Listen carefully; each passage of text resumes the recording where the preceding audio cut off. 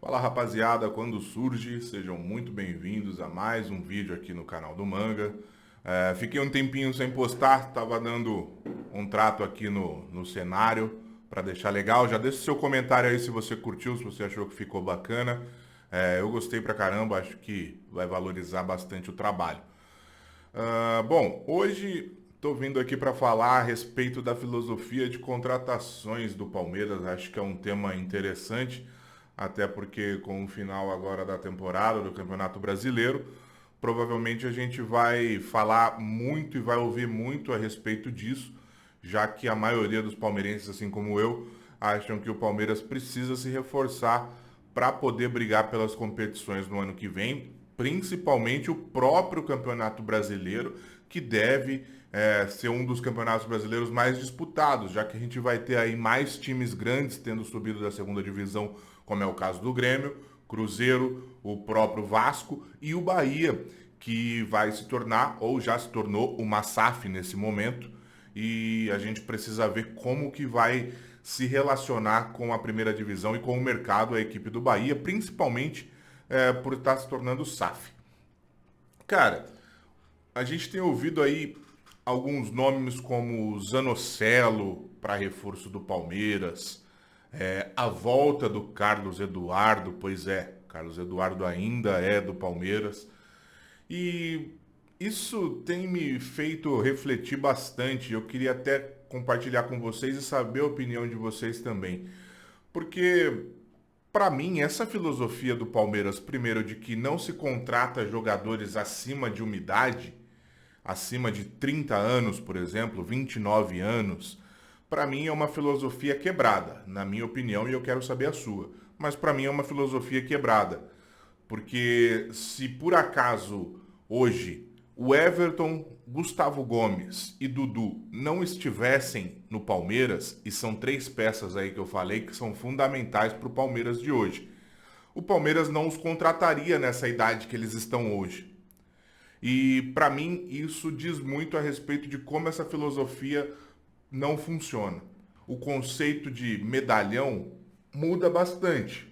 Para mim, o conceito de medalhão é um cara experiente, é um cara que vem para vestir a camisa, vem para jogar e não vai precisar de um tempo de adaptação tão grande, não vai precisar se desenvolver no clube. É um cara pronto para jogar. Mas o conceito que a diretoria está passando para a gente, principalmente colocou para o Abel, é que medalhão é aquele cara velho que vem para se encostar no clube e ganhar alto salário sem contribuir. Aí eu pergunto para você, o Zé Roberto, que jogou aí, chegou em 2015, campeão pelo Palmeiras, símbolo de uma nova reconstrução também junto com o Dudu e outros. O Zé Roberto não era um medalhão? O Felipe Melo, que saiu agora há pouco, saiu no final do ano desse ano, né, no final do ano passado, começo desse ano. O Felipe Melo não foi um medalhão? O Felipe Melo não contribuiu bastante? Então, será que medalhão realmente é uma coisa nociva? E outra coisa, o Palmeiras sempre fala a filosofia da Leila de que o Palmeiras contrata para pensar em ganho financeiro futuro. Para mim tem outro erro aí, porque o ganho financeiro tem que estar na base. A base serve para você ter o retorno financeiro. Jogador contratado, 90% dos jogadores contratados tem que ser para você ter o retorno técnico, para você poder construir a sua equipe. E aí, claro, se eventualmente um jogador desse contratado valorizar, potencializar e atingir um pico de valorização, você pode vender, você pode eventualmente vender. Como é o caso do que aconteceu com o Rony. O Rony chegou no Palmeiras com um valor, hoje o Rony tem esse valor muito acima do que ele chegou. Então, se o Rony fosse vendido, ele seria uma exceção. Mas a regra é você contratar jogadores para poder acrescentar em qualidade na equipe, não para ter retorno financeiro. Para retorno financeiro é a base. É na base que você investe para ter retorno financeiro.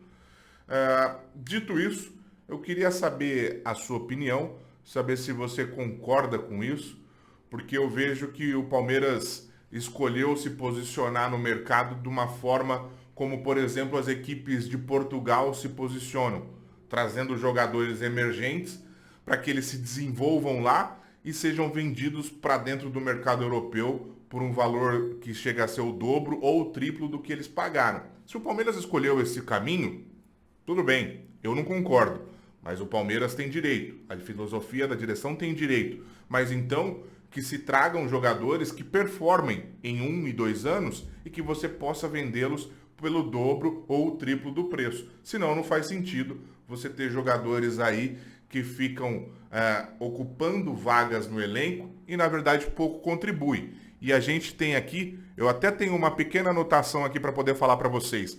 Palmeiras na temporada 21-22 trouxe Atuesta, 3,2 milhões de euros.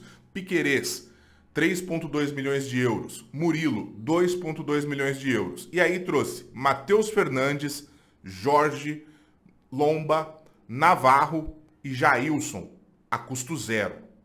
Mas esse custo zero é enganoso, porque você tem luvas para pagar para esses jogadores. Você tem salário para pagar para esses jogadores. E contratos longos com esses jogadores, à exceção do Jailson, que foi o contrato de 1 ano. E do Lomba também, que foi o contrato de 1 ano.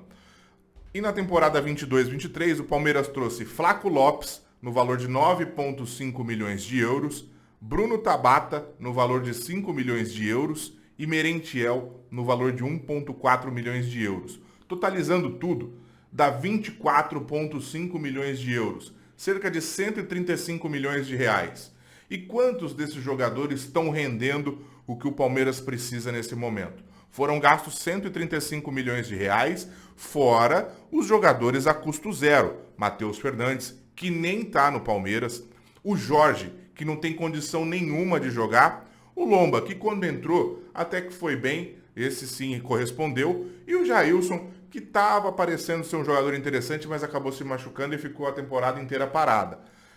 E o Navarro, que não rende nada, a gente já sabe que não dá para contar com o Navarro.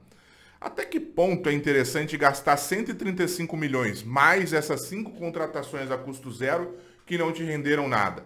Será que não seria melhor investir em 1 ou 2 jogadores com esse valor, mas que viessem para fazer a diferença? E aí você completa com jogadores da base, você completa com jogadores que já estão no seu elenco?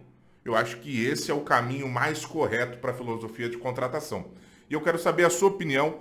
Deixa aí nos comentários para saber o que você pensa, se você concorda com o que eu falei ou não. Se inscreva no canal se você não é inscrito. Deixa o like, porque o like ajuda demais a impulsionar o conteúdo. E ativa o sininho das notificações para você ficar por dentro. Um abraço, até a próxima.